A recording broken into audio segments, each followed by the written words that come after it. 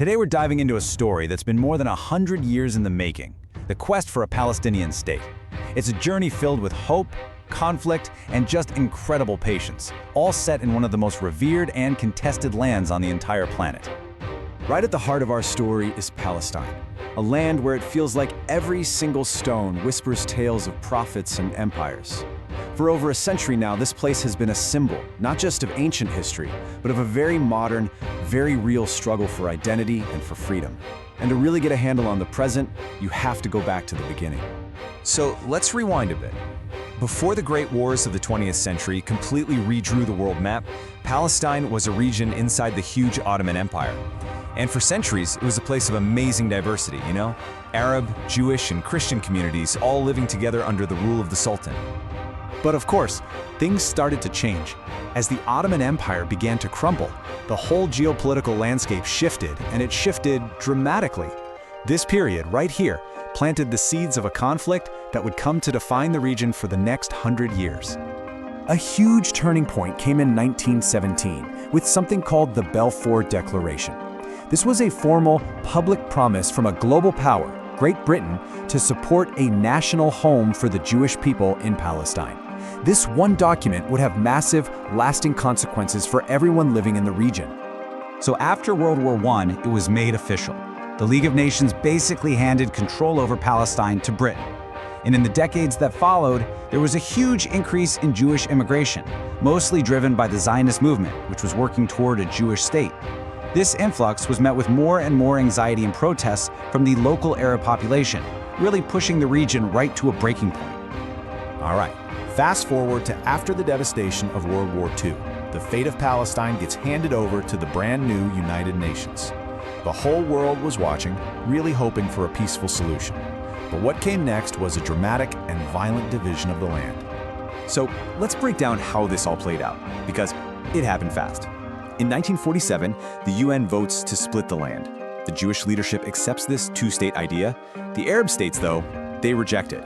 This diplomatic standoff was shattered on May 14, 1948, when Israel declared its independence. And just hours later, war began.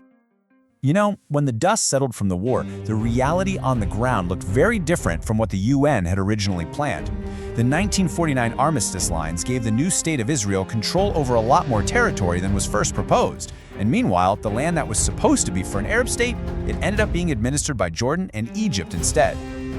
But this wasn't just about lines on a map. The human cost was staggering. Over 700,000 Palestinians were displaced from their homes, becoming refugees. This event is known to Palestinians as the Nakba, or catastrophe, and it really marks the beginning of this long story of a people without a state. And the story doesn't stop there, not by a long shot.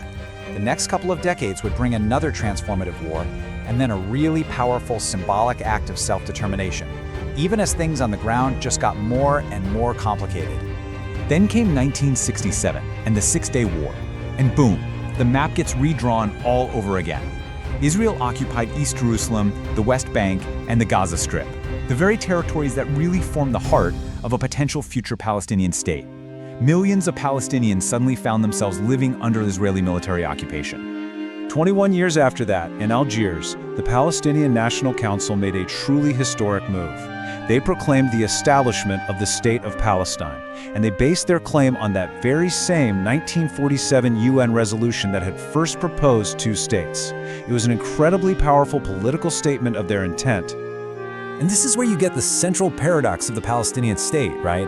On one hand, the 1988 declaration got diplomatic recognition from tons of countries around the world. But on the other hand, it changed very little on the ground. The territory was still under Israeli control, so you ended up with a state that existed on paper, but not yet in practice. So that really brings us into the modern era.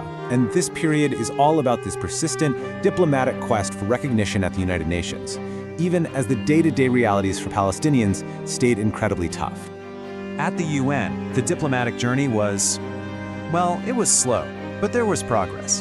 Back in 1974, the Palestine Liberation Organization, the PLO, which is the main representative body for Palestinians, was given observer status. But it wasn't until 2012, almost 40 years later, that the UN General Assembly upgraded Palestine's status to non-member observer state. And Where are we today?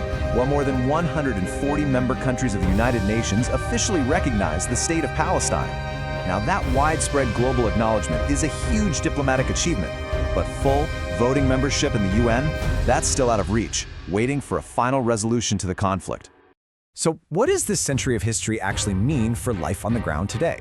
Well, it's complicated. The Palestinian Authority has some limited self-rule in certain areas, but huge parts of the West Bank are still under Israeli military occupation. The status of Jerusalem is still a major point of conflict. Peace talks have been stalled for years, and so many families continue to live with blockades and severe restrictions on their movement. You know, through it all, from the fall of an empire to the complexities of the modern world, this has been a story of resilience. It's the story of a people's unwavering, relentless pursuit of a home and a state of their own against truly incredible odds. The history is so long, so complicated, and the future remains completely unwritten. The question that hangs over this sacred land, and really over the whole world, is this: after a full century of waiting, what comes next?